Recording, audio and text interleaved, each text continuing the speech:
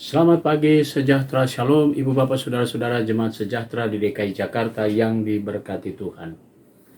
Saudara-saudara, kabar sukacita kita senantiasa kita tetap rasakan, yaitu ketika kita juga memahami tentang firman Tuhan. Itulah kabar sukacita kita, bahwa sesungguhnya Allah begitu baik terhadap kita semua, terlebih lagi kepada saudara-saudara yang pagi hari ini sudah menikmati karya Tuhan yang indah, yaitu hari yang baru. Nah, saudara-saudara, tentu kita semua sedang mempersiapkan diri. Sebelum kita masuk dalam seluruh aktivitas kita hari ini, mari saya mengajak kita semua menghayati kebenaran firman Tuhan yang nantinya akan menjadi pedoman setiap langkah hidup kita hari ini. Kita berdoa. Kami bersukacita ketika merasakan, ketika mendengar Allah kami itu baik dan penuh dengan kuasa yang besar. Itu terbukti ketika kami membuka mata kami dari tidur malam kami dan melihat kebesaran Tuhan di pagi hari ini. Karena itu kami ingin mengucap syukur dan memuliakan nama-Mu. Tuhan memberkati setiap langkah kami hari ini. Karena itu berikanlah kami kekuatan kuasa Roh Kudus-Mu yang menuntun kami, yang mau memberi kami kekuatan di saat kami akan membaca Alkitab yang mengandung firman Allah, dan kami menghayati kebenaran firman Tuhan, dan oleh kekuatan Roh Kudus kami dapat mengerti. Lalu kami pun jadikan firman itu sebagai pedoman hidup kami untuk kami berkarya di hari ini. Berfirmanlah kepada kami semua, ya Yesus Kristus. Kami sudah siap mendengarkannya. Amin. Saudara-saudara, pembacaan Alkitab kita pagi hari ini terambil dalam kitab Kisah Para Rasul, pasalnya yang ke-20, ayatnya yang ke-24 yang menyatakan, "Tetapi aku tidak menghiraukan nyawaku sedikit pun, asalkan aku dapat mencapai garis akhir dan menyelesaikan pelayanan yang kuterima oleh Tuhan Yesus kepadaku untuk bersaksi tentang Injil anugerah Allah." Demikian firman Tuhan. Judul yang menjadi landasan renungan kita berkata, kepemimpinan yang bertanggung jawab.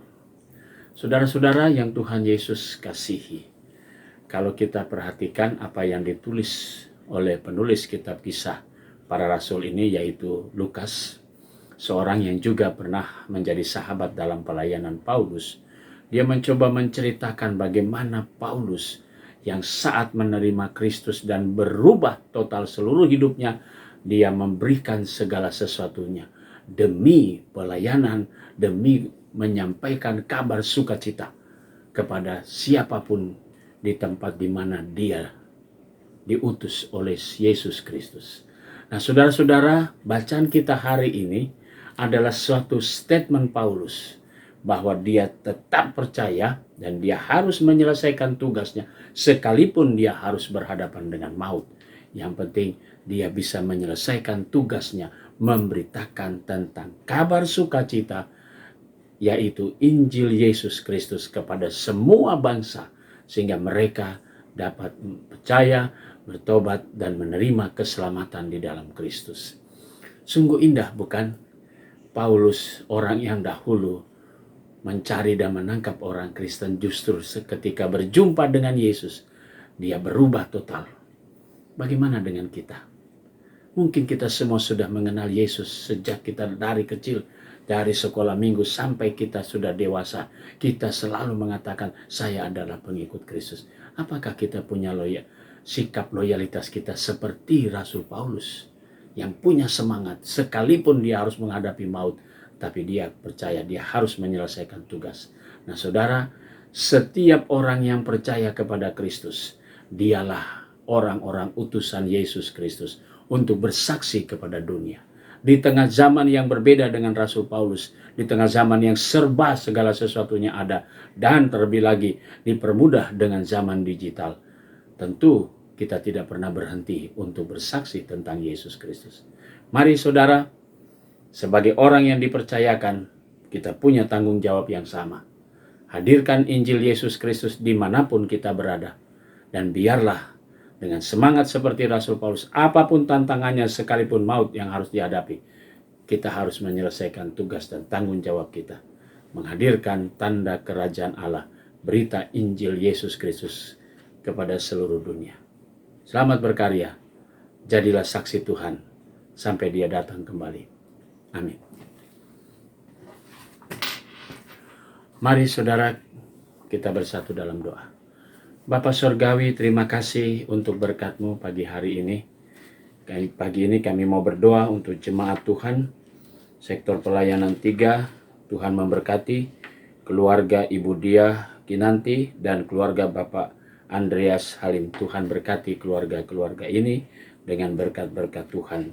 Kami mau berdoa untuk jemaat Tuhan yang merayakan ulang tahun perkawinan. Kami berdoa untuk keluarga Bapak Theo Alfred Mambu dan Ibu Ingrid Sariwati, dan keluarga Bapak Andi Patpahan dan Ibu Siselia Kusumawardani. Tuhan memberkati sukacita keluarga-keluarga ini yang boleh bertambah usia perkawinan mereka.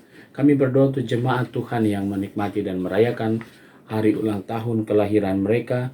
Kami berdoa untuk adik Regi Benzion Suleman Dolf dan Bapak Paul Leonard Nanlohi. Tuhan memberkati. Kami berdoa untuk jemaat-Mu yang merayakan ulang tahun pada hari ini. Adik Talita Aliana, Ibu Hosana Laibois, adik Austin Lazarus Laiskodat, Bapak Roni Sami, Saudari Reni Karunia Francisca Pasaribu. Tuhan, inilah saudara-saudara kami yang pada hari ini merayakan ulang tahun kelahiran mereka. Tuhan Yesus memberkati sukacita mereka semua. Kami juga mau berdoa untuk jemaat Tuhan, sektor pelayanan 3 yang dalam keadaan tubuh yang lemah. Tuhan Yesus memberkati. Kami mau berdoa untuk Ibu Ani Parhusip Nainggolan, Bapak Boy Kainama, Ibu Elizabeth Magdalena, Ibu Elsia Tumiwa, Bapak Ludwig Irot, dan kami menyerahkan mereka semua ke dalam tangan kasih setia Tuhan Yesus. Kami percaya mereka mendapatkan kembali pemulihan secara berangsur-angsur dari kuasa Tuhan yang ajaib. Kami juga mau berdoa ya Bapa di sorga pada hari ini untuk pegawai kantor gereja. Kami berdoa untuk koster dan keamanan, dan kami berdoa untuk vikaris. Berkatilah orang-orang yang kami kasihi, berkati kehidupan karya kerja mereka, pelayanan mereka, bahkan pribadi-pribadi mereka dan keluarga mereka. Kami berdoa juga untuk jemaat-jemaat GPIB, para pelayan firman dan sakramen dimanapun Tuhan tempatkan mereka, diberkatilah semuanya. Kami berdoa juga Tuhan untuk BP Mupol Jakarta Selatan, bahkan juga Majelis Sinode. Berkatilah mereka, kami semua dalam pelayanan kami, dalam karya kerja kami dan juga keluarga kami. Inilah doa kami Tuhan di pagi hari ini.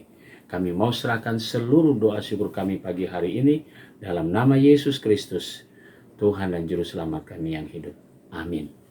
Selamat pagi, selamat berkarya, Tuhan memberkati saudara.